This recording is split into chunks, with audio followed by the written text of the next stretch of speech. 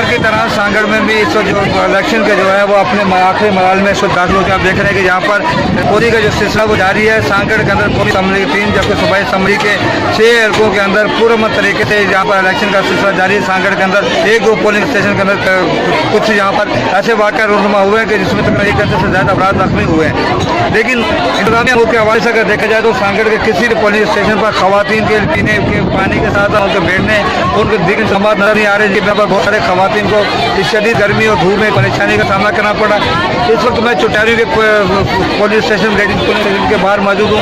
आप देख सक रहे हैं कि बड़ी तादाद में खवातीन जो है सुबह से यहाँ पे मौजूद हैं। इसी तरह से बहुत सारे पुलिस स्टेशन के अंदर खवातीन को वोट डालने नहीं दिया जा रहा। खवातीन के लिए वहाँ पर इंतजाम नहीं किए जा रहे। खवातीन को शदीद जो है परेशानी का सामना है। इस वक्त टर्न आउट की अगर बात कर लीजिए तो सांगड़ के अंदर जो टर्न आउट है वो 40% तो 42% के करीब है। सबसे ज़रूरी टर्न आउट जो नज़र आ रहा है वो खवातीन में नज़र आ रहा है। खवातीन के अंदर जोश नज़र आ रहा है। खवातीन बड़ी तादाद में यहाँ पर वोट डालने के लिए यहाँ पर आ रही हैं। लेकिन मर्दों की तरफ अगर आप देखें तो वो टर्न आउट इंतहाई कम नज़र आ रहा है। शहरी इलाकों के अंदर भी टर्न आउट बहुत कम नज़र आ रहा है। इलाकों के अंदर खवातीन तो बड़ी तादाद में जज्बे और जोश के साथ अपना वोट डालने के लिए आई हुई है। लेकिन उम्मीदवारों की जानिब से उनके लिए किसी तरह के इंतजाम नहीं किए गए।